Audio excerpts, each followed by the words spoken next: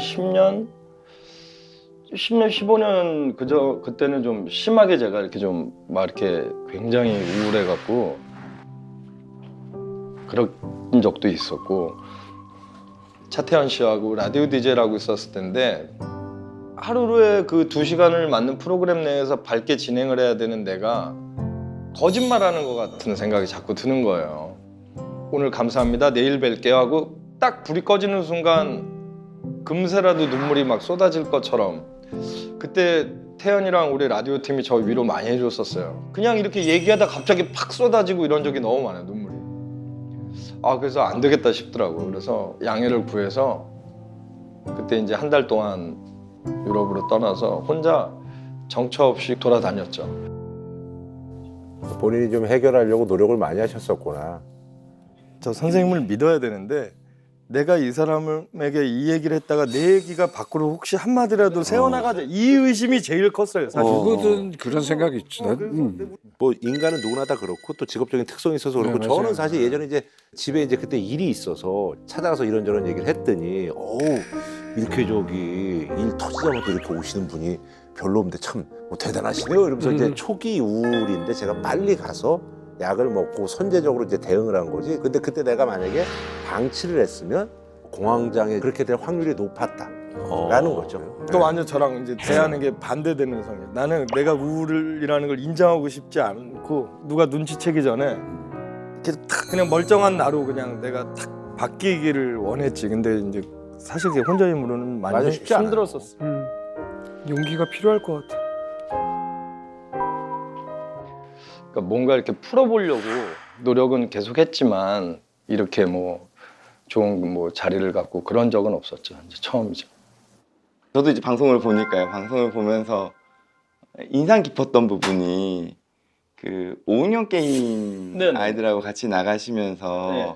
아이들의 마음적인 부분의 건강 확인하는 데 되게 도움이 될 거라는 인터뷰를 하셨더라고요. 네. 예, 나나 우리 가족의 어떤 마음 건강에 대해서 신경을 쓰고 계시고 있는 분이구나라는 생각을 하긴 했었거든요. 늘 있죠.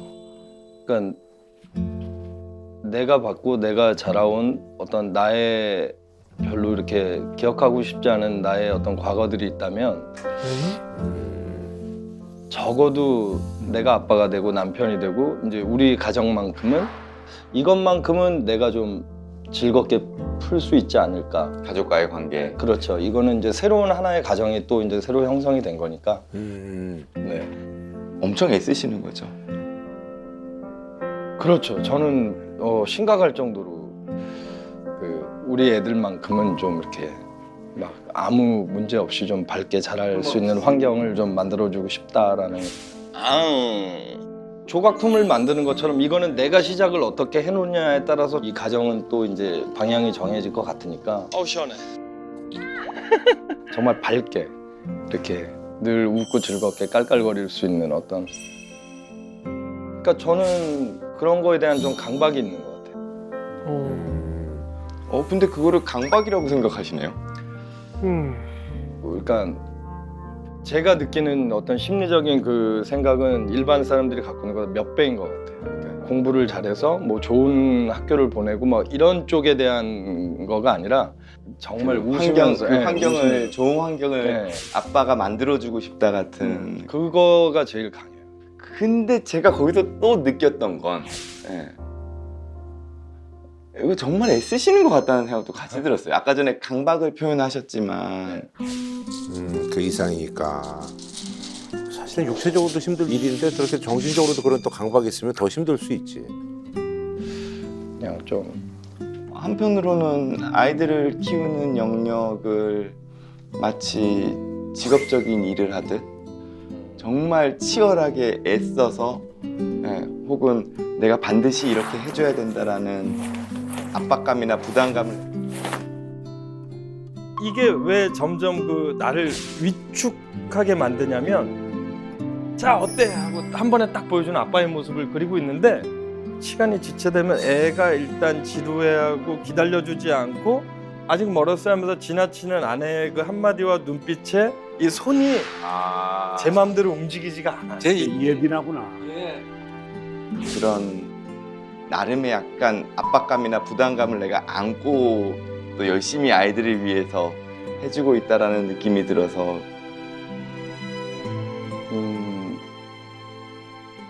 나의 아이들은 내가 투영되어 있는 거기 때문에 근데 뭔가 되게 힘들었던 경험은 늘 힘들었던 것 같아요. 거네요. 늘 저는 늘 힘들었던 것 같아요. 늘.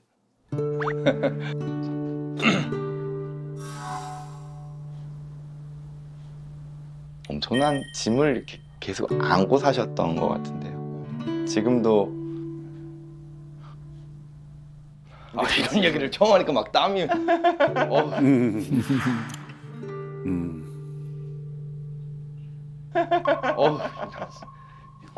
내가 지금 이런 얘기를 굳이 이렇게 다 해도 되나 막. 그래서 저도 지금 거기서 너무 개인적인 것까지는 안 넘어가려고 지금 저도 애를 쓰고 있어요. 왜냐면은 이게 딱 말씀하실 때도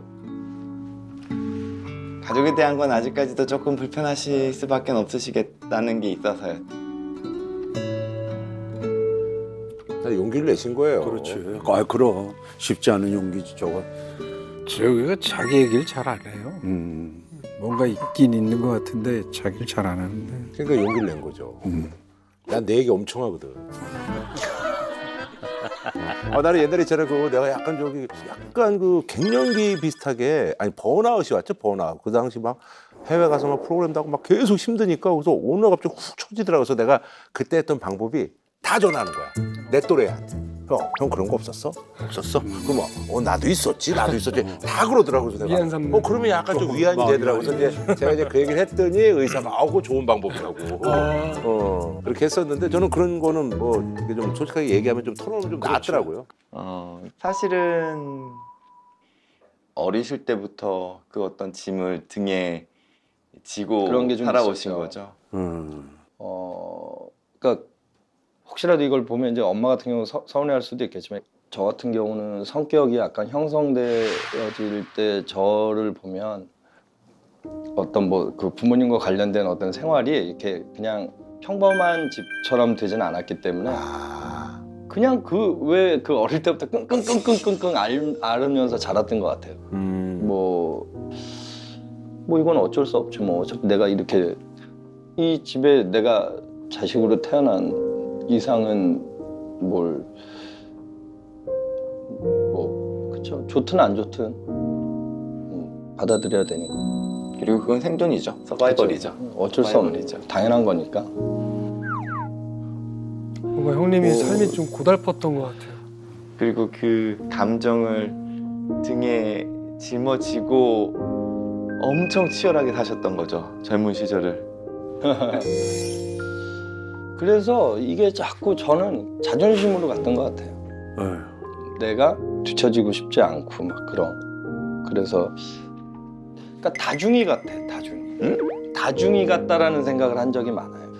그러니까 저의 그 어두운 면이나 혹시 어떤 이런 거를 보여주고 싶지가 않았어요. 그래서 저는 어렸을 때부터 그러니까 자존심이 되게 강했던 것 같아요. 그래서 그 어떤 그래도 좀 내가 아직까지는 멀쩡한 바라보기 힘든 것처럼. 내용들이 있으신 거죠. 네, 멀쩡한 것처럼 보이고 싶었나 봐요. 그 어린 마음에도. 그래서 그냥 초등학교나 이렇게 어렸을 때 친구들 보면 전혀 눈치를 못 챌 거예요. 아마. 기억 속에 재욱이는 늘 밝고 늘 잘 어울리고 그 순간은 강하게 대처하고 자존심이 세고 뭐 이렇게 넘어가는 것 같지만 뒤돌아섰을 때에 나는 사실 더 외로워지거든요. 차라리 힘들 때 그냥 힘든 내색하고 했으면 어땠을까 하는 그런. 그래서 저는 그런 거에 대한 아빠가 살아오면서 내가 어떤 안 좋았던 거 그런 거를 적어도 물려주고 싶지는 않은 거죠. 그치? 완전 다른 그런 걸 해주고 싶다라는 그런 게 좀. 우리랑 있을 때 볼 수 없는 그 다정함이 있어, 그렇지? 아이들하고 있을 때 저런 웃음, 행복감. 그런 걸 해주고 싶다라는 그런 게 좀 너무 큰 것 같아요. 지금은 그 아빠로서의 정체성이 그 어떤 가치보다도 중요해 보이시기는 해서요. 무조건이죠. 제 몸에 있는 그 타투 중에 하나가 그 죽음을 넘어 사랑으로 하나 되리라는 걸 제가 이제 했는데 뭐 같은 말이잖아요. 뭐 예전부터 이 한 몸 다 바쳐 뭐 널 사랑할게 뭐 같은 뜻인데 그래서 저는 감히 그냥 내 스스로는 내 아내와 내 아이들에게는 그걸 초월한 사랑을 할 거다 하고 싶다. 그렇게 생각을 하고 있죠.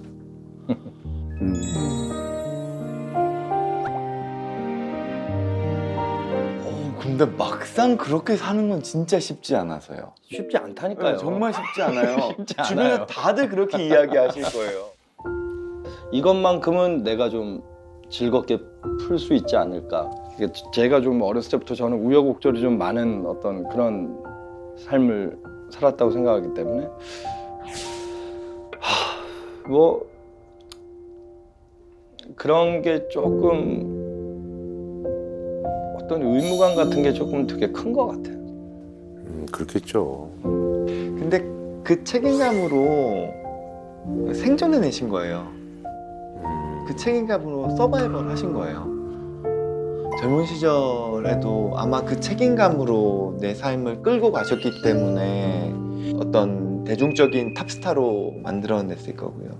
그 다음에 근데 다만 그게 너무 그 책임감이 무거웠기 때문에 이제 내려놓고 싶으니까 지치셨거든요. 아, 방전되지. 맞아. 사실은 아까 전에 검사를 했었잖아요. 네. 작성해주시고 말씀해주시면 될 것 같아요. 예. 네. 그러니까 뭐 어떤 문항이 있으면 나는 어느 쪽에 속한다. 내가 맞는 쪽에다 체크를 이제 하는. 저 옛날에 그 두꺼운 것도 해봤는데 그건 뭐 반복적인 질문도 되게 많더라고. 그러니까 성장 과정서부터 알아야 이제 그 선생님이 더 파악하는 데 도움이 되니까. 지금 이 결과에서 나를 지금 붙잡고 있는 가장 큰 감정은 엄격한 기준이에요. 완벽주의. 나는 이걸 어떻게든 하는지 책임지고 잘해야 돼. 재욱이 성격이 이런 게 있어요. 그러니까 자기 연기 라인이나 이 표현이 이렇게 이해가 되게끔 라인이 딱 있어요. 근데 거기 그 루틴에서 조금이라도 벗어난 것 같고 실수를 한 것 같으면 그거를 못 견뎌요. 많이 하는구나. 네. 진짜로. 나 스스로에 대한 기준을 딱 잡아놓고 이거를 나의 루틴대로 혹은 내가 원하는 수준의 목표치에 맞춰가지고 완벽하게 이루어내려고 나를 가혹하게 밀어붙이고 있거든요. 그러니까 나 깜짝 놀고도 스스로를 이제 계속 채찍질하고 뭐 이런 스타일이시지. 나 스스로에게 되게 가혹하세요. 가혹한 기준이 기본적으로는 인정받고자 하는 욕구에서 나오세요.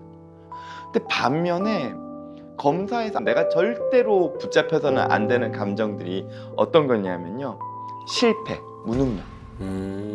나는 실패하거나 무능력해서는 안 돼. 그리고 나는 누구한테 의존하면 안 돼. 나는 나 혼자만의 힘으로 이 삶을 버텨내야 돼. 근데 여기서 이 가혹한 기준을 좀 더 강화시키는 사건이 하나 생기신 것 같아요. 뭐가 뜨냐 하면 질병이나 위험에 대한 불안이 뜨세요. 에이?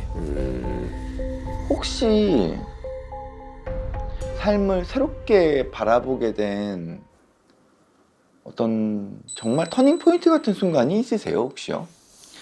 뭐 이게 신체적인 거든 또 아까 전에 잠깐 뭐 정말 우울감을 느끼셨던 내 인생에서 가장 힘들었던 순간, 트라우마.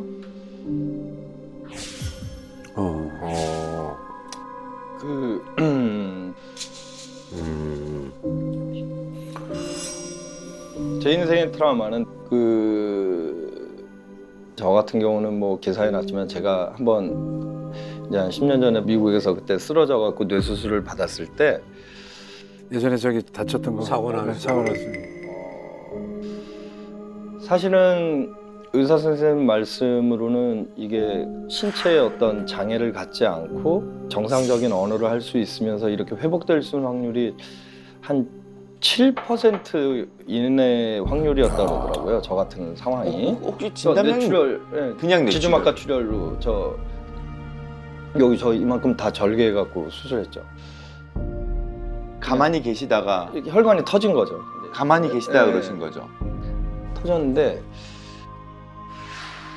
저거는 아무리 뭐 정신적으로 그럼 강한 사람도 저거는 저런 지울 일 수가 없지. 겪으면 아유, 그거는 예전에 그것 때문에 그럴 수 있을 것 같은데.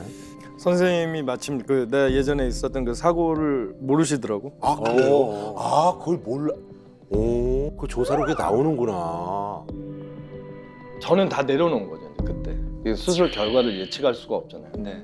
어쩌면 배우를 못할 수도 있겠다는 그리고 생각도 이게 하셨던 거죠. 저는 너무 놀랬죠. 머리를 여길 이만큼 반 이상을 이걸 열어야 된다라는 거를 야, 이미 내려놨어요. 그래서 저는 오히려 그 형수한테 좀 물어보라고 선생님한테 혹시라도 수술이 좀 잘못되면 기억 상실증 같이 뭐 그런 거가 혹시 생길 수도 있지 않냐 네. 좀 물어봐 달라 그랬더니 선생님이 그런 걸 왜 지금 왜 물어보냐고 그래서 야 내가 좀 잊고 싶은 과거들이 많이 있는데 그거 좀 이번 기회에 싹 지워달라고. 아, 그 와중에 또 유머를. 그 와중에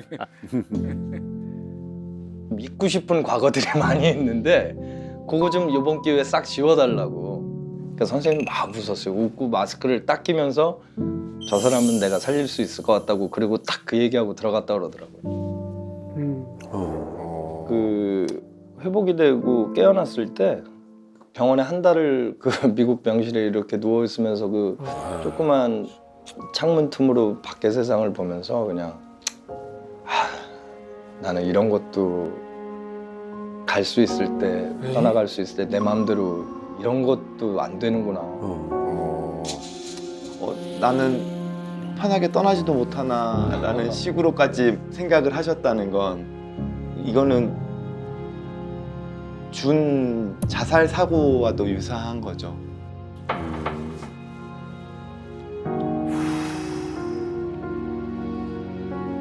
내가 삶을 내 스스로 포기할 수는 없지만 그 어떤 돌발적인 상황에 의해서 내 삶이 이 세상에서 떠난다면 나는 그거를 그냥 충분히 받아들일 수 있는 마음이라는 의미거든요.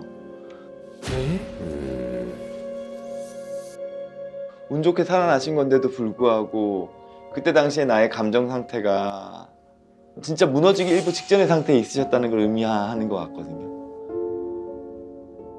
근데도 이제 버텨내셨던 거겠죠. 그런 상황들을 어떤 그 책임감으로.